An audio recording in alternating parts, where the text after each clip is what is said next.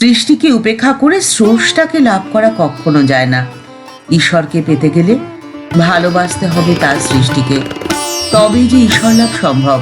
আর ঈশ্বরকে লাভ করতে পারলে সমস্যার যতই গভীর থেকে গভীরতর হোক না কেন, সমাধানের পথ আপনিই খুলে যাবে। সমস্যার সমাধান হবে এক নিমেষে। পাহাড়ে ঘেরা ছোট্ট একটি অতি মনোরম স্থান।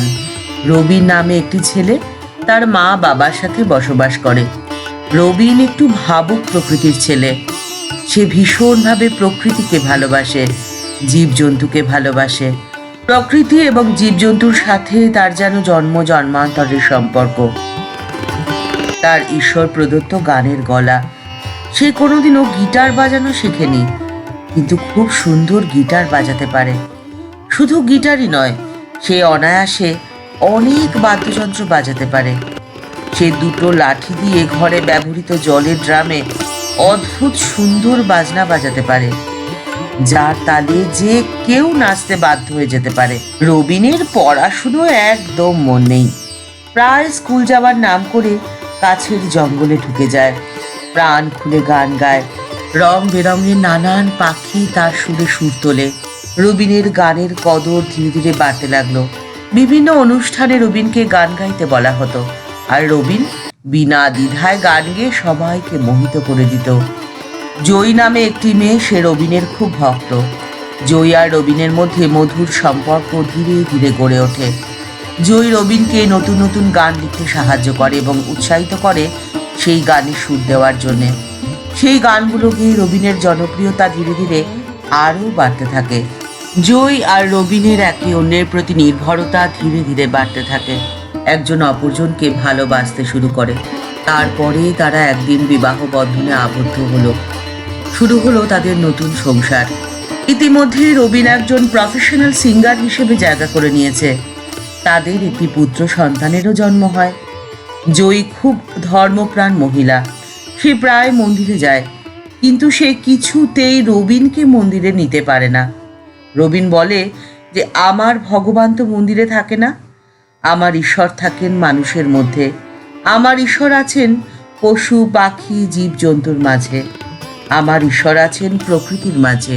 অতি জনপ্রিয় সঙ্গীত শিল্পী হওয়া সত্ত্বেও সাধারণ মানুষের সাথে মিশতেই ভালোবাসে রবিন। সকাল থেকে তার ঘরে ভিড় জমায় নানান স্তরের মানুষ। রবিন খুব পরোপকারী। মানুষের বিপদে আপদে সে টাকা দিয়ে সাহায্য করে। অনেক সময় সে পারিশ্রমিক না নিয়েও বিভিন্ন অনুষ্ঠানে গান করে। এই ধরনের স্বভাবের জন্যে জয়ী খুবই চিন্তিত। বলে, তোমার সংসারে তো একদম মন নেই। ছেলে তো বড় হচ্ছে, খরচও বাড়ছে। আমাদের তো কোনো ব্যাংক ব্যালেন্সও নেই, আবার কোনো ফিক্সড ডিপোজিটও নেই। একটু সঞ্চয়ের চিন্তা করো। কিন্তু কে শোনে কার কথা? বড় বড় শহরের বড় বড় মিউজিক কোম্পানিগুলো রবিনকে প্রচুর টাকা অফার করে গান গাওয়ার জন্যে, কিন্তু রবিন সেই প্রস্তাব প্রত্যাখ্যান করে। বলে, আমি মাটির গান গাইতে বেশি ভালোবাসি। আমার অঞ্চলের মাটির গান, সে যে আমার প্রাণ। একদিন হঠাৎ রবিন অসুস্থ হয়ে পড়ল। মাথায় যেন আকাশ ভেঙে পড়ল জয়ীর। তড়ি ঘড়ি তাকে হসপিটালে ভর্তি করানো হলো। ডাক্তাররা তার চিকিৎসায় ব্যস্ত হয়ে পড়লেন, কিন্তু কিছুতেই জ্ঞান ফিরছে না তার। শারীরিক অবস্থা জটিলের দিকে যাচ্ছে ধীরে ধীরে। ছোট শহরটিতে হই হই পড়ে গেল। হাসপাতালের বাইরে এত ভিড় যে ভিড় সামাল দেওয়া মুশকিল হয়ে যাচ্ছে। রবিনের সুস্থতা কামনা করে মন্দিরে মন্দিরে প্রদীপ জ্বালাচ্ছে, পুজো করছে রবিনের অনুরাগীরা, সেখানকার মানুষেরা। রবিনের আরোগ্য কামনায় প্রার্থনার ঢল নেমেছে সমগ্র অঞ্চল জুড়ে। যত টাকাই লাগুক আমাদের রবিনকে ভালো করে দিন ডাক্তারবাবু। কাতর আহ্বান সমগ্র জনগণের। যে যেমন পারল আর্থিক সাহায্য দিতে শুরু করলো। চিকিৎসার যেন কোনো ত্রুটি না হয়, সকলের মনোবাসনা এটাই।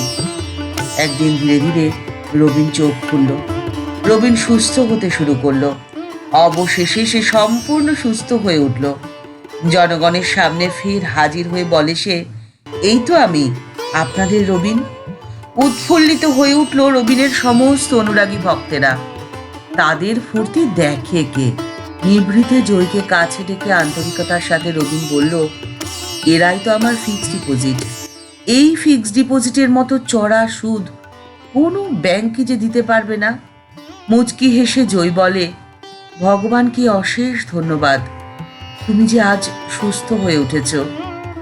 মানব দরদি রবিনের এই গল্প থেকে বোঝা যায়, সবার উপরে মানুষ সত্য, তাহার উপরে নাই।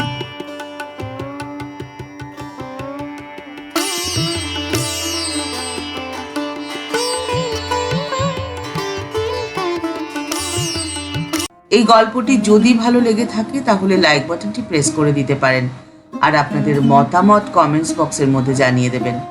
প্রতিদিনের জীবনের এরকম নিত্য নতুন গল্প শুনতে চ্যানেলটিকে সাবস্ক্রাইব করে রাখুন। আপনাদের আশার আলো দেখাতে চলে এসেছে পিডিএম স্টোরি টাইম। চ্যানেলটিকে সাবস্ক্রাইব করে বেল বাটনটি ক্লিক করে অল বাটনটিতে ক্লিক করে দিন।